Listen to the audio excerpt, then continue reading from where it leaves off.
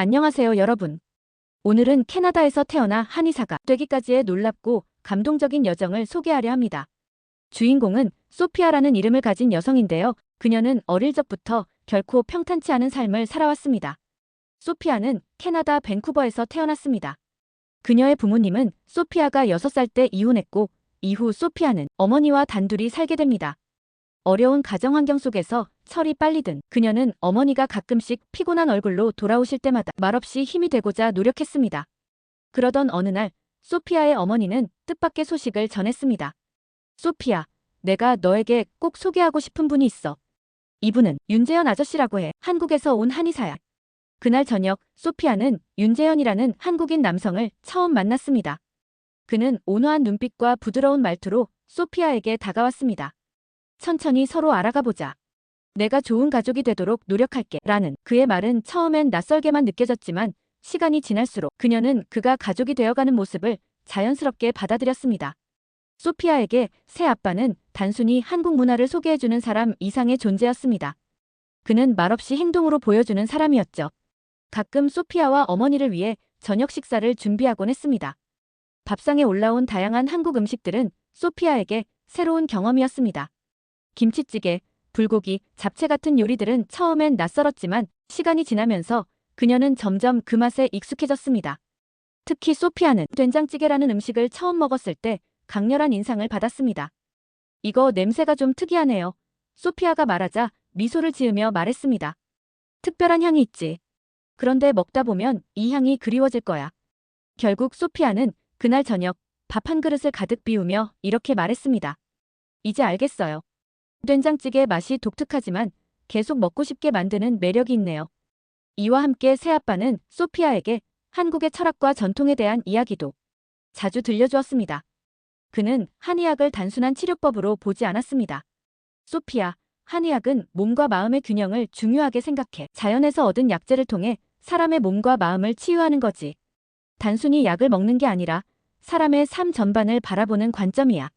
그의 말은 소피아의 마음에 깊이 스며들었습니다. 차분한 목소리로 약재의 효능을 설명할 때면 마치 소피아의 마음까지 치유되는 듯한 기분이 들곤 했죠. 소피아는 새 아빠와의 이런 교감 속에서 자신이 조금씩 변화하고 있다는 것을 느꼈습니다. 이전에는 단순히 자신과 어머니의 생계를 위해 고군분투하던 소녀였다면 이제는 세상을 더 넓게 바라보는 사람이 되어가고 있었습니다. 새 아빠와의 교감이 깊어지면서 소피아는 점점 더 새 아빠를 가족으로 받아들이기 시작했습니다. 하지만 이와 동시에 그녀는 주변 사람들로부터 미묘한 시선과 편견을 마주해야 했습니다. 소피아가 학교에서 친구들과 어울릴 때 친구들은 종종 한국과 한의학에 대해 묻곤 했습니다. 너희 새 아빠 한의사라며? 그거 진짜 효과 있는 거야? 한국 사람들은 이상한 약재로 치료한다던데 약 냄새도 독특하다며? 이런 말들은 겉으로는 단순한 호기심처럼 들렸지만 소피아는 그 안에 깔린 편견을 느낄 수 있었습니다. 친구들은 한의학을 마치 미신처럼 여기거나 윤도현의 한국적 배경을 낯설게 받아들였죠. 어느 날 소피아가 집에 돌아오자마자 어머니와 새아빠에게 털어놨습니다. 학교에서 친구들이 자꾸 한의학에 대해 이상하게 말해요. 한국 음식 냄새가 이상하다는 얘기도 하고요. 새아빠는 소피아의 말을 듣고 깊은 한숨을 내쉬며 이렇게 말했습니다. 그건 아마도 친구들이 잘 몰라서 그런 걸 거야. 우리가 모르는 것에 대해 두려워하거나 낯설게 느끼는 건 자연스러운 일이거든. 그는 이어서 말했다. 하지만 소피아, 중요한 건 너 자신이야. 내가 너의 새 아빠, 그리고 우리의 문화를 믿고 자랑스러워하면 친구들도 언젠가 이해하게 될 거야. 소피아에게 위로가 되었지만 그녀는 여전히 마음속에 억울함을 품고 있었습니다. 왜 내가 이런 상황을 겪어야 할까? 라는 생각이 끊이지 않았죠. 그럼에도 불구하고 소피아는 한국 문화를 더 깊이 알아가며 이를 긍정적으로 받아들이기로 했습니다. 소피아, 김치는 단순한 음식이 아니야. 이건 우리 한국 사람들의 오랜 지혜와 인내가 담긴 결과물이지. 그의 이야기를 들으며 소피아는 한국 음식과 전통이 단순한 문화적 요소를 넘어 사람들의 정서와 삶의 이야기가 담긴 소중한 자산이라는 것을 깨닫기 시작했습니다. 이 모든 경험은 소피아가 주변의 편견과 맞서 싸울 수 있는 내면의 힘을 키워주었습니다. 그녀는 자신을 둘러싼 편견을 깨뜨리고 싶다는 강한 의지를 품게 되었습니다. 소피아가 새아빠와 어머니의 따뜻한 보살핌 속에서 한국 문화를 조금씩 알아가던 어느 날 그녀의 삶을 뒤흔드는 사건이 발생했습니다. 학교에서 늘 그녀를 괴롭히던 아이들이 이번에는 선을 넘었습니다. 점심시간, 아이들 중 한 명이 소피아가 들고 있던 쟁반에 일부러 음식을 쏟아버렸습니다. 모두가 보는 앞에서 일어난 일이라 소피아는 아무 말도 못하고 굳은 채로 서 있었습니다. 하지만 이것은 시작에 불과했습니다. 그날 오후 계단을 오르던 소피아를 같은 무리가 밀쳐버린 것입니다. 공중으로 떠오르는 듯한 순간이 지나고 차갑고 단단한 바닥에 부딪혔을 때 그녀는 심한 통증을 느꼈습니다. 이 일로 인해 소피아는 병원으로 실려갔고 엑스레이 촬영 결과 뼈에는 이상이 없었지만 다리에 심한 멍이 생겼습니다. 소피아는 병원에서 돌아오는 길에 참았던 눈물을 터뜨렸습니다. 어머니와 새아빠는 조용히 그녀를 안아주며 위로했지만 그날 밤 두 사람은 깊이 상의한 끝에 결정을 내렸습니다. 소피아, 여기서 더 이상 내가 이런 일을 겪게 할 수는 없어. 새아빠는 단호한 목소리로 말했습니다. 우리 한국으로 가자. 소피아는 순간 놀라며 되물었습니다. 한국으로요? 그럼 모든 걸 다 버리고요? 새아빠는 고개를 끄덕이며 말했습니다. 모든 걸 버리는 게 아니야. 우리가 더 나은 환경에서 새로운 시작을 하는 거야. 거기서 너도 안전하게 생활하며 꿈을 펼칠 수 있을 거야. 어머니 역시 동의했습니다. 소피아, 우리가 널 위해서 더 나은 선택을 해야 할 때가 온 것 같아. 소피아는 혼란스러웠지만 동시에 속으로는 안도감을 느꼈습니다. 캐나다에서 겪은 상처들이 너무도 깊었기에 그녀는 다른 곳에서 새로운 시작을 꿈꾸고 있었습니다. 그리고 그곳이 한국이라는 것은 어쩌면 운명처럼 느껴졌습니다. 몇 주 후, 소피아는 생애 처음으로 비행기에 올랐습니다. 창밖으로 보이는 드넓은 구름 위를 날며 그녀는 자신을 기다리고 있을 새로운 삶에 대한 기대와 두려움을 동시에 느꼈습니다. 소피아가 비행기에서 창밖을 내다보며 느낀 감정은 단순히 기대와 두려움만이 아니었습니다. 그녀는 과거의 상처와 작별을 고하는 동시에 완전히 새로운 문화 속에서 자신을 다시 찾아야 한다는 부담감을 안고 있었습니다. 새아빠는 그런 소피아의 마음을 헤아린 듯 비행기 안에서 말했습니다. 소피아, 한국에 도착하면 모든 게 낯설고 힘들게 느껴질 거야. 하지만 걱정하지 마. 내가 내 곁에서 천천히 알려줄게. 그의 말은 소피아에게 큰 위안이 되었지만 그녀는 여전히 두려움을 떨칠 수 없었습니다. 내가 과연 한국에서 잘 적응할 수 있을까? 친구들은 나를 외국인이라고 따돌리진 않을까? 인천공항에 도착했을 때 소피아는 낯선 언어와 풍경에 압도되었습니다. 사람들이 빠르게 움직이고 한국어로 대화를 나누는 소리는 마치 다른 세상에 온 것 같은 기분을 들게 했습니다. 하지만 그곳에서 기다리고 있던 윤도현의 가족들이 소피아를 따뜻하게 맞이하며 그녀의 두려움을 조금 덜어주었습니다. 소피아, 어서 와. 이제부터 우리가 한 가족이야. 새아빠의 누나가 환한 미소로 소피아를 맞이하며 손을 꼭 잡아주었을 때 그녀는 왠지 모르게 눈물이 나려는 것을 꾹 참아야 했습니다. 소피아가 처음으로 한국 길거리를 마주했을 때는 말 그대로 문화 충격이었습니다. 도시의 높은 빌딩과 수많은 간판들, 익숙하지 않은 냄새가 나는 길거리 음식들, 그리고 어딜 가나 들리는 한국어가 그녀를 압도했습니다. 그녀는 가족들과 함께 새로 정착할 집으로 향하며 창밖을 바라보았습니다. 특히 도로 위를 달리는 수많은 자동차들과 고속도로의 매끈한 풍경은 그녀를 놀라게 했습니다. 와, 도로가 정말 깨끗하고 잘 정비되어 있네요. 소피아가 감탄하자 윤도현은 미소를 지으며 말했습니다. 한국은 교통 인프라가 잘 갖춰져 있거든. 버스나 지하철도 굉장히 편리하니까 곧 알게 될 거야. 그날 밤 새로운 집에서 잠들기 전 소피아는 창밖을 내다보며 생각했습니다. 여기가 정말 내 새로운 고향이 될 수 있을까? 그녀는 알 수 없는 설렘과 약간의 불안을 동시에 느꼈습니다. 하지만 한 가지는 확실했습니다. 이번에는 과거에 받은 상처와 두려움에 휘둘리지 않기로 결심한 것입니다.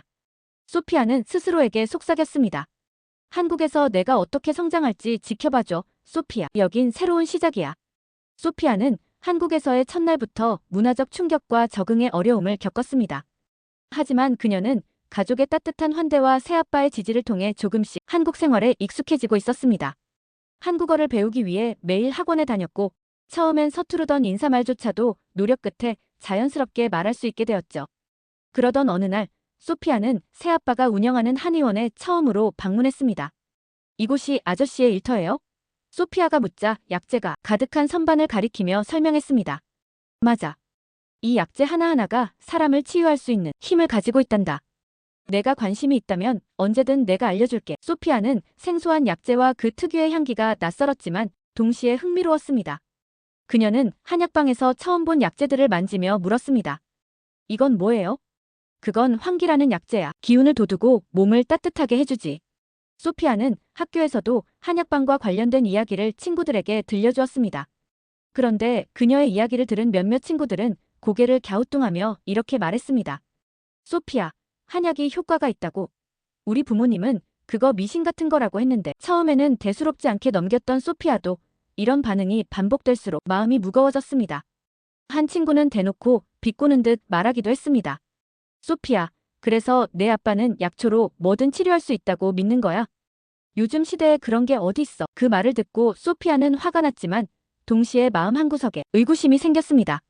정말 한의학이 효과가 있는 걸까? 사람들이 왜 이렇게 의심할까? 혼란스러웠던 소피아는 새아빠에게 물었습니다. 아저씨, 사람들은 왜 한의학이 효과가 없다고 생각해요? 진짜 그런 건 아니겠죠? 새아빠는 잠시 생각하다가 진지한 표정으로 말했습니다. 소피아, 사람들은 자신이 모르는 것에 대해 불신을 까지기 쉬워. 한의학은 긴 역사를 가지고 있지만 과학적으로 완벽히 설명되지 않은 부분도 있지. 하지만 중요한 건 사람의 몸과 마음을 조화롭게 돌보는 거야. 그는 소피아를 데리고 약재 선반으로 갔습니다. 그리고 자신이 치료했던 한 환자의 이야기를 들려주었습니다. 이분은 만성적인 불면증에 시달리셨던 분이야. 병원에서도 뚜렷한 해결책을 찾지 못했지만 여기서 한약과 침수를 병행하면서 점점 나아지셨지. 나중에 그분이 이렇게 말하셨어. 의사 선생님 덕분에 잠을 잘 수 있게 되었어요. 그 말이 나를 계속 이 일을 하게 만드는 이유란다. 그 이야기를 듣는 동안 소피아는 윤도현이 환자한 사람 한 사람을 진심으로 대하며 그들의 고통을 덜어주려 노력한다는 것을 깨달았습니다.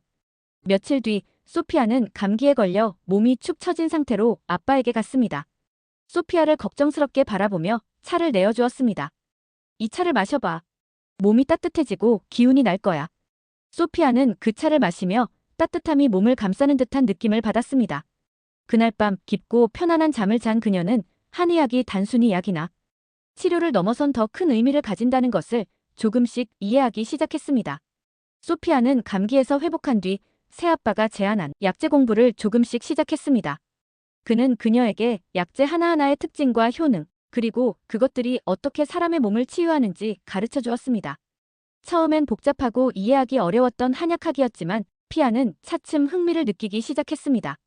소피아, 한의학은 사람의 증상만을 치료하는 게 아니야. 이건 사람 전체, 몸과 마음을 조화롭게 만드는 데 초점이 있어. 그렇기 때문에 인내심과 관찰력이 필요하지. 새아빠의 말에 소피아는 고개를 끄덕였습니다. 그 철학은 단순히 치료를 넘어선 어떤 깊은 의미를 담고 있다는 생각이 들었습니다. 그날 이후 소피아는 학교 친구들에게 한의학에 대해 이야기할 때 조금 다른 접근을 시도했습니다. 너희는 한의학이 약초만 가지고 사람을 치료한다고 생각하잖아. 근데 사실 한의학은 자연과 사람의 조화를 통해 건강을 되찾는 철학이야.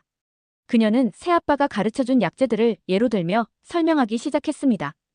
이건 감초라는 약재인데 단순히 달달한 맛만 나는 게 아니라 약효가 정말 대단해. 다른 약재와 조화를 이루어 몸을 진정시키고 피로를 풀어줘. 친구들은 여전히 반신반의하는 태도였지만 몇몇은 호기심 어린 눈빛으로 소피아의 이야기를 들었습니다. 그중 한 친구는 이렇게 물었습니다. 그래서 너는 내 새아빠가 정말 멋진 일을 하고 있다고 생각해? 소피아는 단호히 대답했습니다. 응, 당연하지. 처음엔 나도 잘 몰랐지만 지금은 알아. 한의학은 정말 사람들을 돕는 강력한 방법이야. 그리고 내 새아빠는 그걸 진심으로 실천하고 계셔. 어느 날 새아빠는 소피아에게 특별한 치료법을 보여주었습니다. 그는 전통적인 한의학 외에도 현대적 치료 방법을 접목한 침수를 사용해 환자를 치료했습니다. 소피아, 한의학도 시대에 맞게 변화할 필요가 있어. 전통을 지키면서도 현대의 과학과 기술을 수용해야 하지. 그래야 더 많은 사람을 도울 수 있거든. 그의 말은 소피아에게 큰 깨달음을 주었습니다. 그녀는 단순히 한의학을 배우는 것을 넘어 그것이 가진 가능성과 무한한 확장을 깨닫게 되었죠. 윤도현은 소피아에게 끊임없이 배움과 성장의 중요성을 강조하며 말했습니다. 사람을 돕는 일이란 단순히 지식을 전달하는 게 아니야. 진심을 다해 상대를 이해하고 그들의 고통을 함께 나누는 거지. 소피아는 그의 말에 깊이 공감하며 결심했습니다. 한국에서 겪은 모든 어려움과 문화적 충격에도 불구하고 이곳에서 자신이 할 수 있는 일을 찾았다고 느낀 것입니다. 어느 날 소피아는 학교 과학 시간에 한의학의 원리를 발표하겠다고 자청했습니다. 그녀는 새아빠와 함께 준비한 자료를 바탕으로 약재의 조화와 한의학의 철학에 대해 설명했습니다. 한의학은 단순히 병을 치료하는 것이 아니라 예방과 균형을 중요시합니다. 예를 들어 환기는 면역력을 높이고 감초는 다른 약재들과 조화를 이루며 효과를 극대화하죠. 소피아의 발표는 일부 학생들에게 호기심을 불러일으켰지만 몇몇은 여전히 냉소적인 태도를 보였습니다. 소피아, 솔직히 이런 게 과학이라고 할 수 있을까? 그냥 옛날 사람들이 하던 방식 아니야? 이 말은 소피아의 마음에 상처를 남겼습니다. 그녀는 자신의 발표가 무시당했다는 생각에 자존심이 상했지만 새아빠의 가르침이 떠올랐습니다. 사람들을 설득하려면 인내와 시간이 필요하다. 내가 진심을 다하면 언젠가 그들도 이해하게 될 거야. 발표가 끝난 뒤 소피아는 스스로에게 질문을 던졌습니다. 왜 나는 이렇게까지 한의학을 믿고 지키고 싶어 하는 걸까? 그 질문의 답은 의외로 간단했습니다. 한의학이 단순히 그녀에게 흥미로운 분야일 뿐만 아니라 진정성 있는 삶의 철학과 연결되어 있었기 때문입니다. 소피아는 새아빠에게 다가가 말했습니다. 아저씨, 저도 언젠가 사람들을 돕는 한의사가 되고 싶어요. 아저씨처럼요. 새아빠는 잠시 놀란 표정을 지었지만 곧 미소를 띠며 대답했습니다. 그렇다면 이제부터 진지하게 준비해야겠구나. 공부도 열심히 하고 내가 직접 사람들을 이해하는 법도 배워야 해. 그게 가장 중요한 시작이야. 소피아는 다이어리에 이렇게 적었습니다. 내가 누군가의 삶에 작은 빛이 될 수 있다는 걸 느꼈다. 이게 내가 앞으로 가야 할 길이라는 확신이 든다. 소피아는 더 이상 한의학이 단순한 학문이 아니라 사람과 사람을 연결하는 다리라는 것을 확실히 깨닫고 있었습니다. 소피아는 점차 한국 사회와 한의학에 완전히 녹아들었고 자신만의 방식으로 주변 사람들과 연결을 만들어가고 있었습니다. 그러나 그녀의 마음속에 남아있던 과거의 상처와 완전히 화해하기 위한 특별한 사건이 기다리고 있었습니다. 어느 날 소피아는 캐나다에서 괴롭힘을 주도했던 미아로부터 이메일을 받았습니다. 미아는 소피아에게 진심 어린 사과와 함께 자신이 겪고 있는 어려움을 전했습니다. 그녀의 아버지가 희귀 질환으로 고통받고 있었고 여러 치료법을 시도했지만 효과가 없었다는 내용이었습니다. 그러던 중 미아는 인터넷을 통해 한국의 한방치료법에 대해 알게 되었고 소피아가 한의학을 공부한다는 사실이 떠올랐다고 했습니다. 소피아, 정말 미안해. 내가 이런 부탁을 할 자격이 없다는 걸 알아. 하지만 아버지가 너무 위태로워. 내 도움을 받을 수 있을까? 소피아는 한참을 고민했습니다. 과거의 아픔이 다시 떠오르며 그녀를 괴롭혔지만 동시에 새아빠가 그녀에게 가르쳐준 한의학의 철학과 사람을 치유하는 마음이 떠올랐습니다. 결국 소피아는 이메일에 답장했습니다. 미아, 당신과 당신의 아버지를 돕겠어. 한국으로 올 수 있니? 며칠 뒤 미아와 그녀의 아버지가 한국으로 왔습니다. 소피아는 공항에서 그들을 맞이하며 미아와 눈이 마주쳤을 때 복잡한 감정이 들었지만 담담히 웃으며 말했습니다. 어서 와, 미아. 이제 아버지를 돌보는데 집중합시다. 미아의 아버지는 매우 쇠약한 상태였지만 새아빠는 그의 상태를 꼼꼼히 진단하고 치료 계획을 세웠습니다. 약재를 활용한 한약 치료와 침술, 그리고 생활 습관 개선을 병행하며 치료는 점차 효과를 보기 시작했습니다. 미아는 치료 과정을 지켜보며 눈물을 글썽이며 말했습니다. 소피아, 정말 고마워. 내가 나를 이렇게 도와줄 줄은 몰랐어.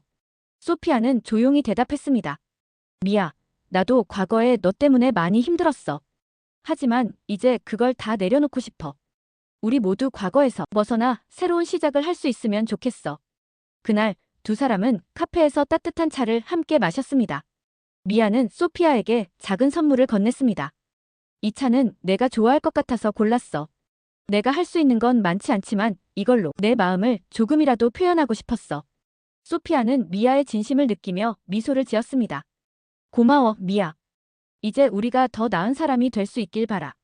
미아와 그녀의 아버지가 치료를 마치고 캐나다로 돌아간 뒤 소피아는 자신이 선택한 길에 더욱 확신을 가지게 되었습니다. 그녀는 대학을 졸업하고 정식으로 한의사가 되기 위한 준비를 시작했습니다. 그녀는 새아빠가 항상 강조하던 말을 떠올렸습니다. 한의학은 단순한 치료가 아니야. 사람들의 삶을 이해하고 그들이 더 나은 삶을 살 수 있도록 돕는 거란다. 이제 소피아는 한국에서 완전히 정착하며 한의사로서 환자들을 돌보고 있습니다. 과거의 상처는 그녀를 성장시켰고 한의학은 그녀를 사람들과 연결해주는 다리가 되었습니다. 마지막으로 소피아는 이렇게 말합니다.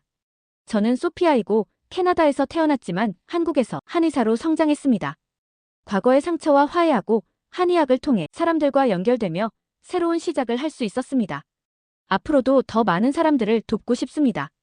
이렇게 소피아는 한국에서의 삶과 한의학을 통해 자신만의 특별한 이야기를 써 내려가고 있습니다.